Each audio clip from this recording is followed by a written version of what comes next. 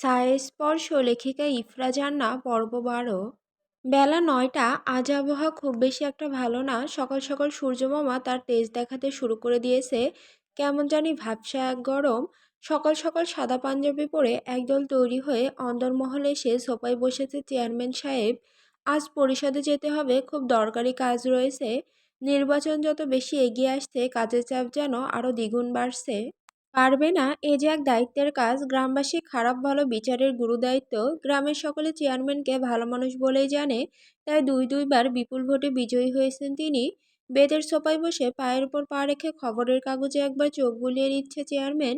রেনুর মা বেশ কিছু সময় আগে এসে চায়ের কাপ হাতে দাঁড়িয়ে আছে। ইতিমধ্যে বেশ কয়েকবার ডাক দিয়েও ফেলেছেন। তবে চেয়ারম্যান সাহেবের নজর সেদিকে নেই। এদিকে চা যে ঠান্ডা হতে চলল, রেনুর মা উপায়ন্তর না পেয়ে আবারও ডেকে ওঠে, সাহেব চা তো ঠান্ডা হইয়া গেল, খাইবেন না? চেয়ারম্যান সাহেব খবরের কাগজ ভাঁজ করে সামনে টি টেবিলে রাখতেই রেনুর মা হাত বাড়িয়ে চায়ের কাপ এগিয়ে দেয় তার দিকে। বেশি গরম নেই, চায়ের কাপ হাতে পেয়ে চোখ বুজে গাঢ় এক চুমুক বসান তিনি।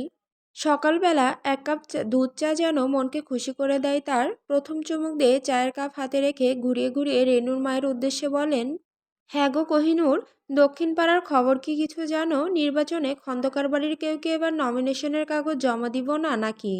ঘামাক্ত হাত শাড়ির আঁচলে মুছতে মুছতে রেনুর মা হাসি মুখে বলে, আর কইতে চেয়ারম্যান সাহেব, শুনলাম খন্দকার সাহেবের পোলা উড়ান ভাইজান আইছে ঢাকা থেইকা। পুরা নির্বাচনের সময়টা নাকি খন্দকার সাহেবের পাশেই থাকবো।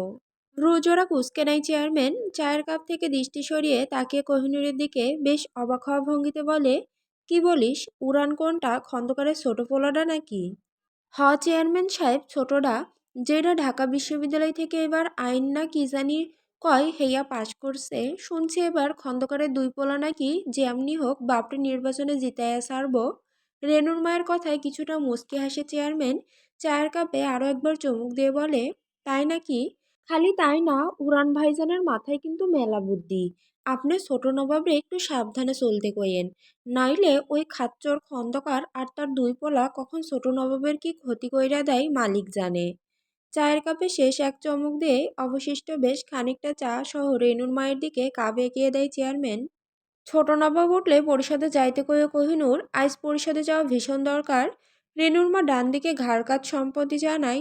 চেয়ারম্যান সাহেব বসা থেকে উঠে দাঁড়ায়, তবে যাওয়ার জন্য পা বাড়ানোর আগেই রেনুর মা আবারও বলে ওঠে, বলছিলাম কি চেয়ারম্যান সাহেব, মাইয়াডার বয়স হইছে, বিয়া দেওয়ান লাগতো, আপনি যদি কি। রেনুর মায়ের কথা শেষ করার আগেই থামিয়ে দেয় চেয়ারম্যান। রেনুর মায়ের মুখের দিকে তাকিয়ে অমায়িক কণ্ঠে বলে, তুমি বিয়ার সব আয়োজন করো কোহিনূর, যত খরচাপাতি হইব সব আমি দিতাম। খুশিতে চোখ চিকচিক করে ওঠে রেনুর মায়ের। চেয়ারম্যান বেরিয়ে যায়। অরুণিমা রন্ধনশালা হতে ডেকে ওঠে রেনুর মাকে। শাড়ির আঁচল চোখের পানি মুছে নিয়ে সেও রন্ধনশালার দিকে চলে যায়। পৃথিবীতে সবচেয়ে গুরুত্বপূর্ণ জিনিস যেমন ফোন, ঠিক তেমনি আকামের আসল সূত্র এই ফোন, যেই জিনিসটার উপর দুদিন পর পর খেপে যায় আরাধ্য। নাসরবান্দা এক জিনিস, একবার বেজেছিস হয়েছে, তা না বারবার কাঁপছিস কেন বে?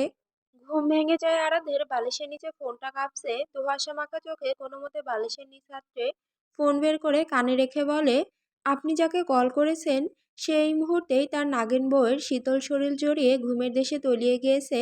অনুগ্রহপূর্বক তার ঘুম শেষ হওয়া অবধি অপেক্ষা করুন। Tata, bye bye. কোনো মতে কথাটুকু বলে কল কেটে দেয় সে। ফোন হাতে রেখেই ইফরার পিঠে নাক ঘষে আবারও ঘুমের দেশে যাওয়ার ট্রেনে উঠবে। ঠিক তখনই আবার কেঁপে ওঠে ফোন। এবার যেন বেশ বিরক্ত হয়ে স্ক্রিনে নজর বুলাই। চেয়ারম্যান সাহেব ফোন করছে। আরাধ্য হাত দিয়ে চোখে ডলা দিয়ে আবারও ফোনে তাকায়। হ্যাঁ, চেয়ারম্যান সাহেব ফোন করছে। আরাধ্য কল কেটে যাওয়ার আগে রিসিভ করে লাউডে দেয়, বলুন আব্বাজান। আরাধ্যের কিছুক্ষণ সময় আগের ব্যবহারেই বিরক্ত চেয়ারম্যান। বেলা 11:45, তবুও ছেলের পরিষদে যাওয়ার খবর নেই। তিনি কণ্ঠে বিরক্তি নিয়ে বলেন, জলদি পরিষদে এসো, আসছি। উত্তর পাওয়া মাত্রই কল কেটে দেয় চেয়ারম্যান। আরাধ্য আড়মোড়া ভেঙে ইফরাকে ছেড়ে উঠে বসে বিছানায়। ফোনের কল লিস্টে থাকা দ্বিতীয় নাম্বার আবারও ডায়াল করে। কিছু সময়ের অপেক্ষায় অপর পাশে কল রিসিভ হতে আরাধ্য তেতে গলায় বলে, আমার বালের নাতি, আপনাকে বলা হয়েছিল বেলা 11টায় আসতে, এসেছেন? বিপরীত পক্ষের কথোপকথন ঠিক শোনা যায় না। আরাধ্য কিছু সময় চুপ থেকে গম্ভীর গলায় বলে, অপেক্ষা কর, আসছি।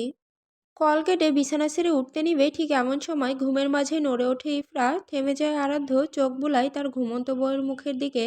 কি সুন্দর বাচ্চা বাচ্চা এক মুখ, ঘুমিয়ে থাকা মেয়েটাকেও ঠিক কতটা সুন্দর লাগছে তা যে সে মুখে বলে প্রকাশ করতে পারবে না। ঘুমরানির তৈলাক্ত ত্বকের এই সৌন্দর্য যেন তাকে নতুন করে প্রেমে ফেলে। আচ্ছা, এই মেয়ে কি মাটির তৈরি? এ কি সত্যি মাটির তৈরি? এত সুন্দর কেন? এই মেয়ে কি বোঝে তাকে দেখলেই আমার সব এলোমেলো লাগে? ইস, ছোটখাটো একটা মানুষ। হোর, ছোটখাটো হলে কি হবে? বউ তার ভীষণ ডেঞ্জারাস। এই তো সকালে যদি কথার মাঝপথে বউকে থামিয়ে না দিলে না জানি কি কি প্রশ্ন করে বসতো। তাই তো বউটাকে চেপে ধরে শুয়ে পড়েছিল যেন সব ভুলে যায় মেয়েটা। প্রথমে বেশ কিছু সময় ছোটাছুটি করলেও পরে ঠিকই ঘুমের দেশে পাড়ি জমিয়েছে। হঠাৎ আরাধ্যের নজরে আসে ইফরার শাড়ির আঁচলে সরে গিয়ে উন্মুক্ত পেটে কিছু অংশ দেখা যাচ্ছে। শুষ্ক ঢোক গিলে সে কিছু সময় একদৃষ্টিতে তাকিয়ে থাকে ইফরার উন্মুক্ত পেটে, কালো তিলটাকে আড়াল করে রাখা কালো সুতোর দিকে। গলা শুকিয়ে আসছে কেমন অনুভূতি, আর তো দৃষ্টি ঘুরিয়ে নেয়, শরীর ঘেমে উঠছে, দু হাতে মাথা চেপে ধরে নিজে নিজেই বিড়বিড় করে, আরে শালা সামলা নিজেকে, এভাবে চোখ দিয়ে বউটাকে গিলে খাবি নাকি? একদম নয়, এতে মেয়েটা তোর চরিত্রে দাগ দিবে। চরিত্র, এই কথাটা স্মরণে আসতেই নিজেকে মনে মনে কয়েকশখানিক গালি ছুড়ে সে রাগ লাগছে মাথা ছেড়ে দিয়ে ইফরার মুখের দিকে তাকায়। তবে নজর যেন ঘুরে ফিরে সেই উন্মুক্ত পেটে গিয়েই থামে। উফ মাইরি, এই মেয়ে তো দেখছি আমার সতীত্ব হরণ করে ছাড়বে। না, এখানে এখন থাকা চলবে না। কথাগুলো বলেই আরাধ্য যেই বিছানা ছেড়ে উঠতে যাবে অমনি শাড়িতে পা বেঁধে ধপ করে ইফরার উপরে পড়ে যায় সে। এদিকে ঘুমের মধ্যেই পুরো ঘর কাঁপিয়ে চেঁচিয়ে ওঠে ইফরা, আহ!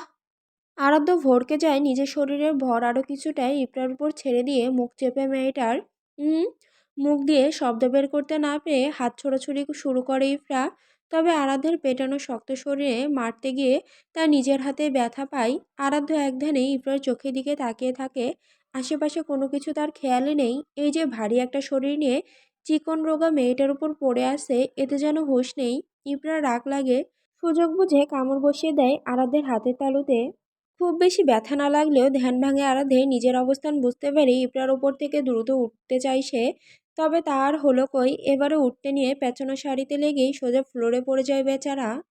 ওরে আল্লাহ, জীবনী বুঝি এটাই বাকি ছিল, বইয়ের আদর না পেয়ে লাথি খেতে হচ্ছে। ইপরা বিছানায় উঠে রাগী গলায় আরাধ্যকে কিছু বলতে নিবে, তার আগেই আরাধ্য টেনে বিছানা থেকে ফ্লোরে ফেলে তাকে আবারও চেঁচিয়ে ওঠে ইপরা, আহ! আরাধ্য দ্রুত এগিয়ে এসে চেপে ধরে ইপরার ধনুকের মতো বাঁকানো কোমর, দুষ্টু হেসে নাটকীয় স্বরে বলে, উফ, আরাম লাগছে বউ। রাগে দাঁত কটমট করছে ইপরা। একে তো কোনো প্রকার মজা মশকরা তার ভালো লাগে না, আর এই লোক কিনা ফেলে দিয়ে বলে আরাম লাগছে। এই যা, রাগ করলে নাকি রক্তকমলিনী? শোনো দহনরূপাদের, এত রাগ করলে চলে না। এমনিতেই তোমার রূপ আমার মতো অবলা পুরুষকে পুড়িয়ে ছাই করে দিচ্ছে, সাথে যদি আরো রাগ মিশ্রণ করো তবে এই টুসটুস টমেটো কখন যে কামড়ে নিব তুমি জানতেও পারবে না। টুসটুস টমেটো কথাটা বলতে গিয়ে ইফরার গাল টেনে দিয়েছে আরাধ্য। এদিকে ইফরা হা করে আরাধ্যের এত সময় রসিয়ে রসিয়ে বলা কথাগুলো হজম করলো। রাগ করতে গিয়ে আর রাগ লাগছে না তার।